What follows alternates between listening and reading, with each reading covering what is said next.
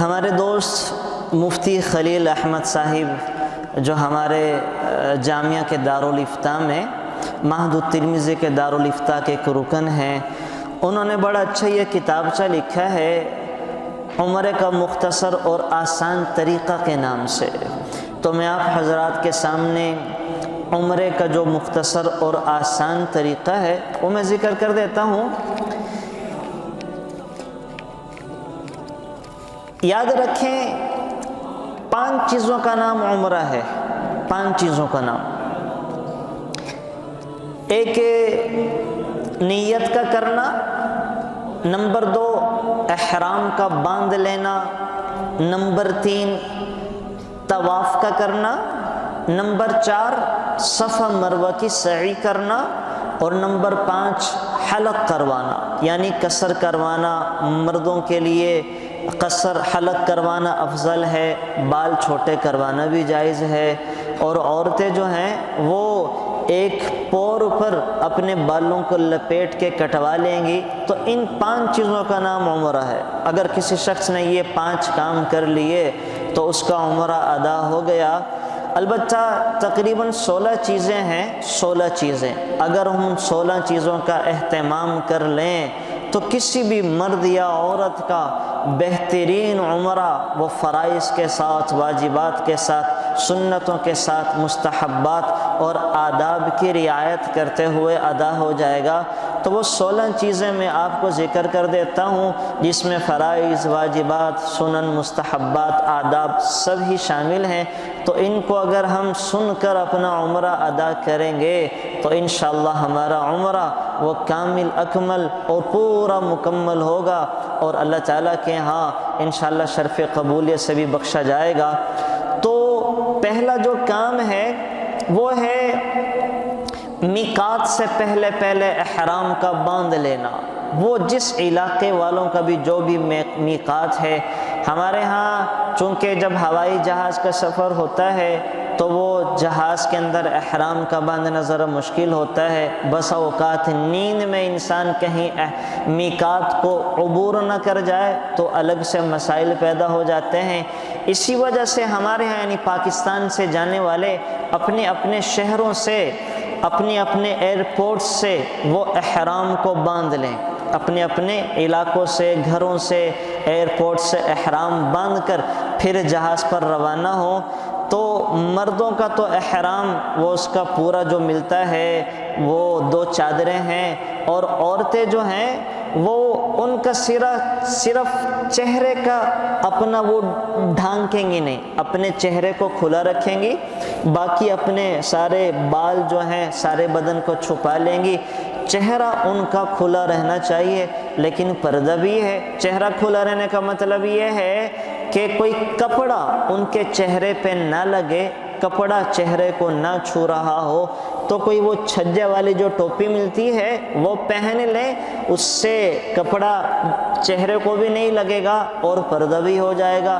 تو بہرحال نمبر 1 جو چیز میں نے آپ کو بتائی ہے وہ احرام ہے، احرام کا باندھ لینا، میقات کے پہلے سے احرام کا باندھ لینا۔ نمبر 2 وہ اگر مکروہ وقت نہ ہو تو 2 نفل احرام کی نیت سے پڑھ لینا۔ مکروہ وقت نہ ہو تو 2 نفل احرام کی نیت کر کے پڑھ لینا، اور اس کے بعد آہستہ سے تلبیہ کا پڑھنا۔ عورتیں آہستہ سے تلبیہ پڑھیں گی اور مرد جو ہے وہ بآواز بلند کہیں گے لبیک اللہم لبیک لبیک لا شریک لک لبیک ان الحمد والنعمت لک والملک لا شریک لک۔ اس کے بعد جو ہے وہ آپ جہاز میں سوار ہو گئے تو راستے میں تلبیہ کا ورد کرتے رہیں، تلبیہ پڑھتے رہیں۔ تلبیہ کا پڑھنا یہ بہترین عبادت ہے۔ نمبر 3 جو کام ہے وہ مسجد حرام پہنچ کر طواف شروع کرنے سے پہلے تلبیہ پڑھنے کو بند کر دینا، اور اگر وضو نہیں ہے تو وضو کر لیں، چونکہ طواف بغیر وضو کے نہیں ہوتا، وضو کے ساتھ طواف کا کرنا واجب ہے۔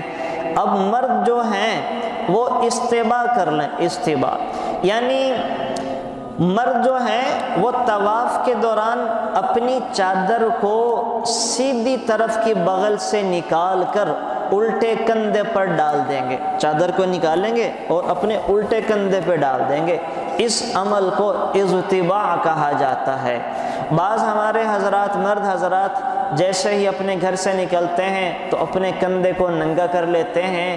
یہ جو اضطباع والا عمل ہے یہ صرف طواف کے دوران ہے، چادریں اوڑھ کے رکھیں، دوران طواف جو ہے وہ اضطباع کیا جائے گا، یعنی دائیں کندھے سے چادر کو نکال کے بائیں کندھے پہ ڈال دی جائے گی اور اپنا بایاں کندھا ننگا کیا جائے گا۔ یہ عمل صرف طواف کے دوران ہے۔ طواف ختم، آپ اپنی چادروں کو ویسے ہی اوپر ڈال لیں، پھر اپنے بائیں کندھے کو ننگا کرنے کی ضرورت نہیں ہے۔ نمبر 4 جو کام ہے وہ حجر اسود کے بالکل سامنے جا کے بیت اللہ کی طرف رخ کر کے دل میں طواف کی نیت کریں، دل میں طواف کی نیت کریں گے۔ تو نمبر 5 جو کام ہے، حجر اسود کے اب سامنے آپ گئے تو آپ نے استقبال کرنا ہے، یعنی حجر اسود کی طرف اپنے رخ کو ایسے کر لینا ہے۔ حجر اسود آپ کے ایسے ہے تو آپ نے گرین لائٹس کے نیچے آ کے اپنے رخ کو بالکل حجر اسود کی طرف کر لیں، جہاں پہ حجر اسود ہے اس کی سیدھ میں ہو کے آپ نے اپنا رخ حجر اسود کی طرف کر لینا ہے۔ اس عمل کو استقبال کہا جاتا ہے، اس عمل کو استقبال کہا جاتا ہے کہ حجر اسود کی طرف اپنے منہ کو کر لینا۔ اور مرد جو ہیں وہ کانوں تک اپنے ہاتھ اٹھا کے یہ دعا پڑھیں گے، بسم اللہ اللہ اکبر، لا الہ الا اللہ وللہ الحمد، والصلاة والسلام علی رسول اللہ، اللہم ایمانا بکا وتصدیقا بکتابکا وسنت نبیکا صلی اللہ علیہ وسلم۔ یہ عمل جو ہے اس کو استقبال کہا جاتا ہے اور یہ پڑھا جائے گا۔ جب آپ نے استقبال کر لیا، اچھا استقبال میں مرد کانوں کو ہاتھ لگائیں گے ایسے ایسے، اور عورتیں جو ہیں وہ اپنے ہاتھوں کو جو نماز کے لیے اٹھاتی ہیں ویسے اٹھا کے رکھیں گی۔ استقبال کے بعد اگلا کام ہے استلام کا۔ استلام کسے کہتے ہیں کہ اپنی دونوں ہتھیلیاں حجر اسود کی طرف کی جائیں گی، اشارہ کریں گے ایسے ایسے، حجر اسود کی طرف ایسے اشارہ کریں گے یہاں پہ رکھ کے، اور ہاتھوں کو بوسہ دے لیں گے، ایسے ہاتھوں کو بوسہ دے لیں گے اور یہ دعا پڑھیں گے، اللہ اکبر، لا الہ الا اللہ وللہ الحمد۔ یہ تو ایک ہی دفعہ میں استقبال بھی ہو گیا اور استلام بھی ہو گیا۔ اور 6 نمبر پہ جو کام ہے، طواف کے پہلے 3 چکروں میں مرد جو ہیں وہ رمل کریں گے۔ رمل کسے کہتے ہیں کہ اپنے کندھے ہلاتے ہوئے چھوٹے چھوٹے قدم رکھ کے سینہ تان کے چلے، رمل۔ چونکہ اب تو رش بہت ہوتا ہے، یہ ممکن نہیں ہے، لیکن پھر بھی وہ اپنے ایسے کندھوں کو ہلا کے اور اپنا سینہ تان کے ذرا اکڑ کے چلیں گے پہلے 3 چکروں میں۔ اس عمل کو رمل کہا جاتا ہے، رمل۔ نمبر 7 جو کام ہے، طواف کے دوران اللہ کا ذکر کریں، تیسرا کلمہ پڑھتے رہیں، آیت الکرسی پڑھتے رہیں، سورہ اخلاص پڑھتے رہیں، اللہ کی بڑائی کے بولوں کو بولتے رہیں۔ لیکن جب آپ رکن یمانی پہ پہنچیں تو رکن یمانی اور حجر اسود کے دوران کی جو دعا ہے اس کو پڑھ لیں۔ وہ کیا ہے؟ ربنا آتنا فی الدنیا حسنہ وفی الآخرۃ حسنۃ وقنا عذاب النار وادخلنا الجنۃ مع الابرار یا عزیز یا غفار۔ اب چونکہ وہ 3 کونوں میں آپ نے اللہ کا ذکر کیا، اب رکن یمانی سے حجر اسود تک گویا کہ اللہ کہہ رہے ہیں کہ مانگو، کیا مانگنا ہے؟ تو ہم سب سے بہترین دعا اللہ سے مانگ رہے ہیں، اللہ دنیا بھی عطا فرما، آخرت بھی عطا فرما۔ تو یہ دعا ربنا آتنا فی الدنیا حسنہ وفی الآخرۃ حسنہ وقنا عذاب النار وادخلنا الجنۃ مع الابرار یا عزیز یا غفار۔ تو اس دعا کو رکن یمانی سے حجر اسود تک پڑھا جائے گا۔ اب جو ہے نمبر 8 جو کام کیا کرنا ہے، جب حجر اسود پہ پہنچے تو ہر چکر کے شروع میں حجر اسود کے سامنے کھڑے ہو کے استعلام کریں گے، یعنی ایسے حجر اسود کی طرف ہاتھ کا اشارہ کریں گے اور یہ دعا پڑھیں گے، اللہ اکبر لا الہ الا اللہ وللہ الحمد پڑھ کے ہاتھوں کو ایسے بوسہ دے لیں گے۔ تو یہ ہر چکر میں استعلام کیا جائے گا۔ نویں چیز جس کا خیال رکھنا ہے وہ طواف کے دوران خانہ کعبہ کی طرف رخ، پشت اور دیکھیں گے نہیں، دیکھنے سے ذرا پرہیز کریں گے، یعنی ہم جب طواف کریں گے تو ہمارا بایاں کندھا وہ خانہ کعبہ کی طرف ہوگا، ہم اپنا رخ خانہ کعبہ کی طرف نہیں کر لیں گے، پیٹھ کو جو وہ بیت اللہ کی طرف ایسے نہیں کریں گے، سینے کو نہیں کریں گے، اور اگر موقع ملے تو بیت اللہ کے ساتھ چمٹے گے بھی نہیں، جائیں گے بھی نہیں پاس، اس لیے کہ بیت اللہ پر خوشبوئیں لگی ہوتی ہیں اور احرام کی حالت میں خوشبو کا سونگھنا، خوشبو کا وہ لگا لینا وہ جائز نہیں ہوتا۔ لہٰذا طواف کے دوران ہم جو ہیں یہ وہ طواف جس میں احرام باندھا ہوا ہے، ہم بیت اللہ کی طرف پشت کرنے سے، رخ کرنے سے اجتناب کریں گے۔